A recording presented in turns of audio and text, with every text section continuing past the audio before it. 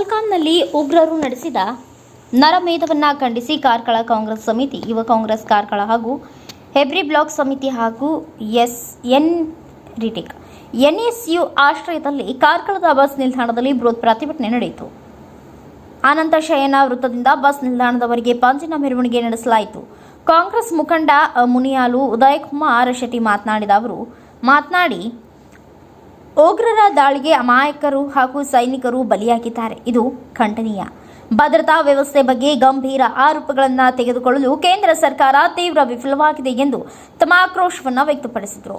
Block Congress ಅಧ್ಯಕ್ಷ ಸುಭದ್ರಾವ್ ಮಾತನಾಡಿ, ಉಗ್ರರ ದಾಳಿಗೆ ಕೇಂದ್ರ ಸರ್ಕಾರ ವೈಫಲ್ಯವೇ ಕಾರಣ. ಈ ಕೃತ್ಯಕ್ಕೆ ಕಾರಣರಾದ ಉಗ್ರರಿಗೆ ತಕ್ಕ ಶಿಕ್ಷೆ ಆಗಲೇಬೇಕು. ಸರ್ಕಾರ ಉಗ್ರರನ್ನ ಸದೆ ಬಡಿಯಲೇಬೇಕು ಎಂದು ಆಗ್ರಹಿಸಿದರು. ಈ ಸಂದರ್ಭದಲ್ಲಿ ಕಾಂಗ್ರೆಸ್ ಮುಖಂಡರಾದ ಶೇಖರ್ ಮಡಿವಾಳ್, ಗೋಪಿನಾಥ್ ಭಟ್, ಕೃಷ್ಣ ಶೆಟ್ಟಿ, ಸೂರಜ್ ಶೆಟ್ಟಿ, ಸುರಯ್ಯ, ಅಂಜು, ಶೇಖ್, ಶಬೀರ್, ಮಲ್ಲಿಕ ಹಾಗೂ ಇನ್ನಿತರ ಮುಖಂಡರು ಪ್ರತಿಭಟನೆಯಲ್ಲಿ ಭಾಗಿಯಾಗಿದ್ದರು. ಏನಾದರೂ ತಾಕತ್ತಿದ್ರೆ ಪಾಕಿಸ್ತಾನಕ್ಕೆ ಹೋಗಿ ಇಂದಿರಾ ಗಾಂಧಿ 1971 ಏನು ಮಾಡಿದ್ದಾರೆ ಪುನರಪಿ ಅವರನ್ನು ಮಾಡಬೇಕಂತ ನಾನು ಅವತ್ತು ವಿನಂತಿ ಇಟ್ಕೊಳ್ತೇನೆ.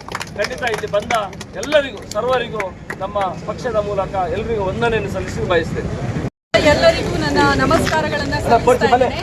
ಇವತ್ತು ಭೂಲೋಕದ ಸ್ವರ್ಗವಾದಂತಹ ಕಾಶ್ಮೀರದಲ್ಲಿ ನಡೆದಂತಹ ಏನು ಬೀಭತ್ಸ ಕೃತ್ಯ ಇದೆ, ಬಹುಶಃ ಇಂತಹ ಕೃತ್ಯವನ್ನ ಭಾರತೀಯರಾದಂತಹ ನಾವು ಮತ್ತೊಮ್ಮೆ ನೆನಪಿಸಿಕೊಳ್ಳಲೇಬಾರದು. ಯಾಕಂತ ಹೇಳಿದ್ರೆ ಏಪ್ರಿಲ್ 22ರಂದು ಅಲ್ಲಿ ತೆರಳಿದಂತಹ ಪ್ರವಾಸಿಗರ ಮೇಲೆ ಭಯೋತ್ಪಾದಕರು ಮಾಡಿದಂತಹ ದಾಳಿ ಅದು ಕೇವಲ 29 ಜನರ ಮೇಲೆ ಮಾಡಿದಂತಹ ದಾಳಿ ಅಲ್ಲ, ಅದು ಕೋಟ್ಯಾಂತರ ಭಾರತೀಯರ ಮೇಲೆ ಮಾಡಿದಂತಹ ದಾಳಿ. ಬಹುಶಃ ಇವತ್ತು ಹಿಂದೂ ಖತ್ರೆ ಮೇ ಹೇ ಅಂತ ಹೇಳಿ 2014ರಿಂದ 2024ರವರೆಗೆ ಕೇಂದ್ರದಲ್ಲಿ ಬಿಜೆಪಿ ಸರ್ಕಾರ ಆಡಳಿತ ಮಾಡ್ತು. ಇವತ್ತಿಲ್ಲಿರುವಂತಹ ಎಲ್ಲಾ ಹಿಂದೂಗಳನ್ನ ಕೇಳ್ತೀನಿ, ನೀವ್ ಯಾರಾದ್ರೂ ಭಾರತದಲ್ಲಿ ಸೇಫ್ ಆಗಿದ್ದೀರಾ? ನರೇಂದ್ರ ಮೋದಿ ನಿಮ್ಗೆ ರಕ್ಷಣೆ ಕೊಟ್ಟಿದ್ದಾರಾ? ಇಲ್ಲ. ನಾನೊಬ್ಳು ಮುಸ್ಲಿಮಳಾಗಿ ಕೇಳ್ತಾ ಇದ್ದೇನೆ, ನಿಮ್ಗೆ ಯಾರಿಗಾದ್ರೂ ನನ್ನಿಂದ ಭಯ ಆಗ್ತಿದ್ಯಾ? ಇಲ್ಲ. ನಮ್ಗೆ ಯಾರಿಂದಾದ್ರೂ ಭಯ ಆಗ್ತಾ ಇದೆ ಅಂತ ಹೇಳಿದ್ರೆ ಅದು ನಮ್ಮ ಪಾಕಿಸ್ತಾನದಿಂದ. ಆ ಪಾಕಿಸ್ತಾನದ ಹುಟ್ಟನ್ನ ಯಾವತ್ತವರೆಗೆ ಬಿಜೆಪಿಯ ಮೋದಿ ಸರ್ಕಾರ ಅಡಗಿಸೋದಿಲ್ವೋ ಅಲ್ಲಿವರೆಗೆ ಈ ದೇಶದಲ್ಲಿ ಶಾಂತಿ ನೆಲೆಸಲಿಕ್ಕೆ ಸಾಧ್ಯನೇ ಇಲ್ಲ ಅಂತ ಹೇಳ್ತೀನಿ. ನಿಮ್ಗೆ ನಿಜವಾಗ್ಲೂ ಏನೋ 56 ಇಂಚಿನ ಎದೆ ಇದ್ದು ಭಾರತೀಯರು ನನ್ನ ಪ್ರಜೆಗಳು ಅಂತ ದೊಡ್ಡ ದೊಡ್ಡ ಭಾಷಣ ಬಿಗಿತಿರಲ್ವಾ? ನಿಜವಾಗ್ಲೂ ನೀವು ಒಂದೊಳ್ಳೆ ಉತ್ತಮ ಆಡಳಿತಗಾರನಾಗಿದ್ರೆ ಇವತ್ತು ಪಾಕಿಸ್ತಾನದ ಹೆಡ್ ಕ್ವಾರ್ಟರ್ಸ್ ಮೇಲೆ ಹೋಗಿ ದಾಳಿ ಮಾಡಿ ಅಲ್ಲಿರುವಂತಹ ಸೈನ್ಯದ ರುಂಡವನ್ನ ಕತ್ತರಿಸಿ ಬನ್ನಿ. ಅಲ್ಲಿರುವಂತಹ ಅಕ್ಕ ಯಾವತ್ತು ತನ್ನ ತಮ್ಮನನ್ನ ಕಳೆದುಕೊಳ್ಳೋದಿಲ್ವೋ, ಅಲ್ಲಿರುವಂತಹ ಸೇನೆಯ ಹೆಂಡತಿ ಯಾವತ್ತು ವಿಧವೆ ಆಗೋದಿಲ್ವೋ, ಇವತ್ತು 29 ಜನರ ನೋವು ಆ ಪಾಕಿಸ್ತಾನಕ್ಕೆ ಅರ್ಥ ಆಗೋದಿಲ್ಲ. ದಯವಿಟ್ಟು ಮೋದಿ ಸರ್ಕಾರದಲ್ಲಿ ನಾವು ಕಳಕಳಿಯ ವಿನಂತಿಯನ್ನ ಮಾಡ್ಕೊಳ್ತೀವಿ. ನಿಮ್ಗೆ ಧೈರ್ಯ ಅನ್ನೋದಿದ್ರೆ ನಾವೆಲ್ಲರೂ ನಿಮ್ ಜೊತೆ ಬರ್ತೀವಿ. ಭಾರತೀಯರಾದಂತಹ ನಮ್ಗೆ ನ್ಯಾಯ ಬೇಕು. ಇನ್ನು ಮುಂದೆ ಈ ನೆಲದಲ್ಲಿ ಆ ಕಚಡ ಪಾಕಿಸ್ತಾನದ ಭಯೋತ್ಪಾದಕರು ಕಾಲಿಡಬಾರ್ದು. ನಮ್ಮ ಒಂದೇ ಒಂದು ರಕ್ತ ಈ ನೆಲಕ್ಕೆ ಹರಿಬಾರ್ದು ಅಂತ ಹೇಳಲಿಕ್ಕೆ ಇಷ್ಟಪಡ್ತೀನಿ. ನಡೆದಿರುವಂತಹ ಎಲ್ಲರೂ ಪಂಜಿನ ಮೆರವಣಿಗೆ ಮೂಲಕ 29 ಜನರ ಏನು ಪ್ರಾಣ ಕಳೆದುಕೊಂಡಿದ್ದಾರೆ ಅವರೆಲ್ಲರಿಗೂ ನಾವೆಲ್ಲರೂ ಸಂತಾಪವನ್ನು ಸೂಚಿಸ್ತಾ ಮತ್ತೆ ಈ ಘಟನೆ ಯಾವತ್ತು ಆಗಬಾರ್ದು. ಯಾವತ್ತು ಪುಲ್ವಾಮಾದಲ್ಲಿ ನಡೆದಂತಹ ಘಟನೆಗೆ RDX ಎಲ್ಲಿಂದ ಬಂತು ಅಂತ ನಾವು ಧ್ವನಿ ಎತ್ತಲಿಲ್ವೋ ಅವತ್ತೇ ಅನ್ಕೊಳ್ಬೇಕಿತ್ತು ಮತ್ತೊಮ್ಮೆ ನಮ್ಮ ಮೇಲೆ ದಾಳಿ ಆಗುತ್ತೆ ಅಂತ. ಈ ಬಾರಿ ನಮ್ಮ ಧ್ವನಿ ಕೇಂದ್ರಕ್ಕೆ ತಲುಪಲಿಲ್ಲದ್ರೆ ಬಹುಶಃ ಇಂತಹ ಘಟನೆಗಳು ಮತ್ತೆ ಆಗುತ್ತೆ. ನಿಜವಾಗ್ಲೂ ಹಿಂದೂಗಳು ಖತ್ರೆ ಮೇ ಹೇ. ಪಾಕಿಸ್ತಾನದಿಂದ ನಮ್ಮ ದೇಶದಲ್ಲಿ ಸ್ವಯಂ ಘೋಷಿತ ವಿಶ್ವಗುರು ಮೋದಿಜಿಯವರೇ ನಮಗೆ ರಕ್ಷಣೆ ಬೇಕು. ನೀವು ನಿಜವಾಗ್ಲೂ ವಿಶ್ವಗುರು ಆಗಿದ್ರೆ ಭಾರತೀಯರ ಪ್ರಾಣ ಮತ್ತೆ ಯಾವುದೋ ಒಬ್ಬ ಭಯೋತ್ಪಾದಕನಿಗೆ ಬಲಿಯಾಗಬಾರ್ದು ಅಂತ ಹೇಳ್ತಾ ನನ್ನ ಮಾತುಗಳನ್ನ ಮುಗಿಸ್ತೀನಿ. ಎಲ್ರಿಗೂ ಏನು ಇವತ್ತು ಸಂತಾಪ ಸಭೆಯಲ್ಲಿ ಭಾಗವಹಿಸಿದಂತಹ ಪ್ರತಿಯೊಬ್ಬರಿಗೂ ಧನ್ಯವಾದಗಳನ್ನ ಸಲ್ಲಿಸ್ತಾ ಇದ್ದೀನಿ. ನಮ್ಮನ್ನ ಉದ್ದೇಶಿಸಿ ಮಾತನಾಡಬೇಕಾಗಿ ವಿನಂತಿಸಿಕೊಳ್ತಿದ್ವಿ. ಸೇರಿದ ಎಲ್ರಿಗೂ ನಮಸ್ಕರಿಸುತ್ತಾ ಹಿರಿಯರಾದ ಶೇಖರಣ್ಣನವರೇ, ಸುಬೋಧ್ ಅವರೇ, ಗೋಪಿನಾಥ್ ಭಟ್ರೆ ಹಾಗೂ ಯುವ ಕಾಂಗ್ರೆಸ್ ಅಧ್ಯಕ್ಷರಾದ ಕೃಷ್ಣ ಶೆಟ್ಟಿ ಅವರೇ, ಸೂರಜ್ ಶೆಟ್ಟಿ ಅವರೇ ಹಾಗೆ ಎಲ್ಲ ಇಲ್ಲಿ ನೆರೆದಿರುವ ಎಲ್ಲ ಘಟಕದ ಅಧ್ಯಕ್ಷರುಗಳು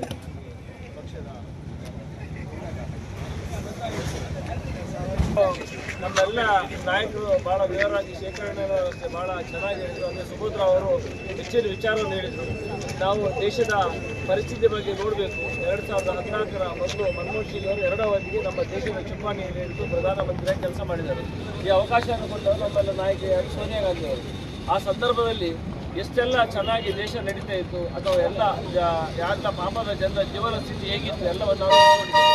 ಅದೇ ಬಿಜೆಪಿ ಸರ್ಕಾರ 2014 ಬಂದ ನಂತರ ಈಗ ಸುಮಾರು 10 ವರ್ಷ, ಈಗ 3ನೇ ಟರ್ಮ್ 10 ವರ್ಷ ಆದ ನಂತರ ಸಹ ಇವತ್ತು ನೀರಾವರಿಯ ಒಂದು ವ್ಯವಸ್ಥೆ ಕಾಶ್ಮೀರ ಕಣಿವೆಯಲ್ಲಿ ಪ್ರವಾಸಿಗರು ದಿನನಿತ್ಯ ತಿರುಗುವ ಸಾವಿರಾರು ಪ್ರವಾಸಿಗರು ತಿರುಗುವ ಜಾಗದಲ್ಲಿ ಉಗ್ರಗಾಮಿಗಳು ಒಂದು ದಾಳಿ ಮಾಡ್ತಾರಂತಾದ್ರೆ ಭದ್ರತಾ ವ್ಯವಸ್ಥೆ ಎಲ್ಲಿ ತನಕ ಉಂಟಂತ ನಾವಿವತ್ತು ಅವಲೋಕಿಸುವ ಪರಿಸ್ಥಿತಿ ಬಂದಿದೆ. ಇನ್ಯಾರಾದರೂ ಹೋಗುವ ನಮನೆ ಉಂಟಾ? ಆರ್ಟಿಕಲ್ 3 ಇದನ್ನು ತೆಗೆದು 7 ತೆಗೆದು ನಾವೀಗ 371 ತೆಗೆದು ಜನರಿಗೆಲ್ಲ ಮುಕ್ತ ಮಾಡಿದ್ದೇವೆ, ಏನು ಸಮಸ್ಯೆ ಇಲ್ಲ, ಇಲ್ಲಿ ಎಲ್ಲರೂ ಬರ್ಬೋದು ಅನ್ನೋ ದೊಡ್ಡ ಭಾಷಣ ಮಾಡಿದ್ರು, ಎಲ್ಲ ಮಾಡಿದ್ರು.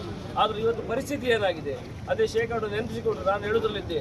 ಇಂದಿರಾ ಗಾಂಧಿ ಅವರು ಮಾಡಿದ ಕೆಲಸ ಆವತ್ತು 1971ರಲ್ಲಿ ಸುಮಾರು 93,000ಕ್ಕೂ ಜಾಸ್ತಿ ಪಾಕಿಸ್ತಾನಕ್ಕೆ ನುಗ್ಗಿ ಆ ಸೈನಿಕರನ್ನು ಸದೆ ಬಡಿದು ಅವರನ್ನು ಒಂದು ಬಂಧನ ಮಾಡುವ ಕೆಲಸವನ್ನು ಮಾಡಿದ್ದಾರೆ. ಇವತ್ತು ಇವರು ತಾಕತ್ತಿದ್ದರೆ ನಾಳೆಯಿಂದ ಇದನ್ನು ಮಾಡಲಿ, ಇಡೀ ದೇಶ ಅವರ ಹಿಂದೆ ನಿಲ್ತದೆ. ಖಂಡಿತ ಇದನ್ನೊಂದ್ಸಲ ಮಾಡಬೇಕು. ಸುಮ್ಮನೆ ಅಲ್ಲಿ ಹೋಗಿ ಅವರ ಮದುವೆಗೆ ಹೋಗಿ ಬಿರಿಯಾನಿ ತಿಂದು ಬರುವುದಲ್ಲ. ಯಾರದು ಪಾಕಿಸ್ತಾನ ಯಾರೇ ಒಬ್ಬ ದೇಶದ ಪ್ರಧಾನಿ ಹೋಗಿ ಮಾಡಿಲ್ಲ. ಇಂಥ ಕೆಲಸವನ್ನು ಮಾಡೋದು ಬಿಟ್ಟು ದೇಶದ ಜನರ ಜೀವನದಲ್ಲಿ ಖಂಡಿತ ಚೆಲ್ಲಾಟ ಆಡಬಾರ್ದು. ಇವತ್ತು ದೇಶದ ಪರಿಸ್ಥಿತಿ ಜನರಿಗೆಲ್ಲ ಗೊತ್ತಿಲ್ಲ. ಇನ್ನೊಂದಿನ ನಮ್ಮನ್ನು ನಾವು ಹಿಂದೆ ನೋಡ್ಕೊಳ್ಳೋ ಪರಿಸ್ಥಿತಿ ಬಂದ ಶೇಕಡ 54 ಲಕ್ಷ ಕೋಟಿ ಇದ್ದ ಸಾಲವನ್ನು ಇವತ್ತು 2,54,000 ಕೋಟಿ ಮಾಡುವ ಒಂದು ಪರಿಸ್ಥಿತಿಯಲ್ಲಿ ತಂದು ಇಟ್ಟಿದ್ದಾರೆ. ಮುಂಚಿನಿಂದಲೂ ಸುಮಾರು 5-6 ಪಟ್ಟು ಜಾಸ್ತಿ ಸಾಲ ದೇಶದ ಹೊರೆ ಜಾಸ್ತಿ ಆಗಿದೆ. ಇದನ್ನು ಎಲ್ಲ ಯಾರ ತಲೆ ಮೇಲೆ ಬಂತು ಎಲ್ಲ ನಮ್ಮ ತಲೆ ಮೇಲೆ ಬರೋದು ಇನ್ನೊಂದು ದಿವಸ. ಅದರಿಂದ ಖಂಡಿತ ಏನೊಂದು ನರಮೇಧ ಆಗಿದೆ. ಇದಕ್ಕೆ ನಮ್ಮ ಉಗ್ರ ಖಂಡನೆ ಇದೆ. ಇವತ್ತು ಯಾರು ಮಂಜುನಾಥ್ ಅವರ ಹೆಂಡತಿ ಇದ್ದಾರೆ ಅವರೇ ಹೇಳ್ತಿದ್ದಾರೆ, ಇದಕ್ಕೆ ಜಾತಿಯ ಪುಷ್ಟಿ ಕೊಡಬೇಡಿ, ಇನ್ನೊಬ್ಬರ ತಲೆ ಕಟ್ಟುವ ಕೆಲಸ ಮಾಡಬೇಡಿ, ನಾವೆಲ್ಲರೂ ಒಂದೇ. ಖಂಡಿತ ಇದರಲ್ಲಿ ಮುಸಲ್ಮಾನ್ ಬಾಂಧವರದು ಇದಲ್ಲ, ಅವರೇ ಎಲ್ಲ ನಮಗೆ ಸಹಾಯ ಮಾಡಿ ತಂದವರಂತ. ಇವರಿಗೆ ಎರಡೇ ನೆನಪಾಗೋದು ಹಿಂದೂ ಮುಸ್ಲಿಂ ಇಂಡಿಯಾ ಪಾಕಿಸ್ತಾನ, 2 ಶಬ್ದ ಬಿಟ್ಟರೆ ಬೇರೆ ಯಾವ ಶಬ್ದವೂ ಇವ್ರ ಹತ್ರ ಇಲ್ಲ. ಶೇಖರಣ್ಣ ಹೇಳಿದಾಗೆ ಬಹಳ ಒಳ್ಳೆ ಮಾತು ಹೇಳಿದ್ರು. ಇವತ್ತು ಮುಸ್ಲಿಂ ಬಾಂಧವರು ನಮ್ಮ ದೇಶದಲ್ಲಿ ಇಲ್ಲ ಇದ್ರೆ ಅವರು ಯಾವ್ದಲ್ಲಿ ಸಹ ಪಂಚಾಯತ್ ಸಹ ಗೆಲ್ಲುವುದಿಲ್ಲ. ಇವತ್ತು ಅವ್ರಿಗೆ ಗೆಲ್ಲಿಗೆ ಅಸ್ತ ಆದರೆ ಅವರ ಹೆಸರು ಹೇಳಿ ಇವರು ಓಟ್ ತಗೊಳ್ಳಿದ್ರು. ಅಂತ ಒಂದು ಕೆಟ್ಟ ಪರಿಸ್ಥಿತಿಯಲ್ಲಿ ತಂದು ಇಟ್ಟಿದ್ದಾರೆ. ಜನರ ಮಧ್ಯೆ ವೈಷಮ್ಯ, ಮನಸ್ಸುಗಳನ್ನು ಕೆಡುವ ಕೆಲಸವನ್ನು ಇಲ್ಲಿಂದ ಅಲ್ಲ, ಶಾಲೆಯಿಂದಲೇ ಶುರು ಮಾಡ್ತಾರೆ, ದೇವಸ್ಥಾನದಿಂದಲೇ ಶುರು ಮಾಡ್ತಾರೆ. ನಾನು ಎಲ್ಲಿಯ ಮೊನ್ನೆ ಮಾತಾಡುವಾಗ ಹೇಳಿದೆ, ಕಲಿಯುಗ ಅಂದರೆ ಏನಂತ ನಾವೆಲ್ಲ ಕಲಿಯುಗ ಏನಂದ್ರೆ ಶೇಖರಣ್ಣ, ಯಾವಾಗ ಇವರು ರಾಜಕೀಯ ದೇವಸ್ಥಾನ ಮತ್ತು ಶಾಲೆಯಲ್ಲಿ ಮಾಡಿದ್ರ ಅದಕ್ಕಿಂತ ದೊಡ್ಡ ಕಲಿಯುಗಕ್ಕೆ ಇನ್ನೊಂದು ಏನು ಹೆಸರು ಬೇಕಾಗಿಲ್ಲ. ಅಂತ ನೀಚ ಮನಸ್ಥಿತಿಯ ಬಿಜೆಪಿ ಅವರು ಮಾಡೋ ಕೆಲಸವನ್ನು ನಾವೆಲ್ಲ ಗೌರವವಾಗಿ ಖಂಡಿಸಬೇಕು ಮತ್ತು ಅದರ ವಿರುದ್ಧ ಹೋರಾಟವನ್ನು ಮಾಡಬೇಕು. ಹೋರಾಟ ಮಾಡಿದರೆ ಖಂಡಿತ ಜನ ನಮ್ಮ ಜೊತೆಗಿದ್ದಾರೆ. ಇವತ್ತು ಕಾಪುವಿನಲ್ಲಿ ಸಹ ವಿನಯಕುಮಾರ ಸೊರಕೆಯಲ್ಲಿ ನಮ್ಮ ಜಿಲ್ಲಾ ಮಟ್ಟದ ಬೃಹತ್ ಬೆಲೆ ಏರಿಕೆ, ಪುಲ್ವಾಮಾ ದಾಳಿ ಇದೆಲ್ಲವನ್ನು ಸೇರಿಸಿಕೊಂಡು ಬೃಹತ್ ಒಂದು ಪ್ರತಿಭಟನೆ ಮಾಡಿದೆವು. ಅಲ್ಲಿ ಸಹ ಎಲ್ಲ ವಿಚಾರವನ್ನು ತುಂಬ ವಿಚಾರವನ್ನು ನಮ್ಮ ಸುಧೀರ್ ಕುಮಾರ್ ಮುರಳಿಯವರು ಸಹ ಮಂಡಿಸಿದರು. ನಾವೆಲ್ಲ ಅಲ್ಲಿ ಉಪಸ್ಥಿತರಿದ್ದೆವು. ಇವತ್ತು ನಾವು ಹೇಳುವುದಿಷ್ಟೇ, ಯಾರೆಲ್ಲ ಜೀವ ತೆಗೆದುಕೊಂಡಿದ್ದಾರೆ ಅವರಿಗೆಲ್ಲ ಭಗವಂತ ಅವರ ಕುಟುಂಬಕ್ಕೆ ಅದನ್ನು ಒಂದು ಸಹಿಸುವಂಥ ಶಕ್ತಿಯನ್ನು ಕೊಡಬೇಕು. ಅವರ ಶ್ರದ್ಧಾಂಜಲಿ ನಾವೆಲ್ಲರೂ ಅರ್ಪಿಸಿಕೊಳ್ಬೇಕು. ಮುಂದೆ ಇಂಥ ಘಟನೆ ಆಗಬಾರ್ದಂತ ನಾವು ದೇವರಲ್ಲಿಯೇ ಪ್ರಾರ್ಥಿಸಬೇಕು. ನಮ್ಮ ದೇಶವನ್ನು ನಡೆಸುವವರ ಹತ್ರ ಪ್ರಾರ್ಥಿಸಿ ಏನು ಪ್ರಯೋಜನ ಇಲ್ಲ.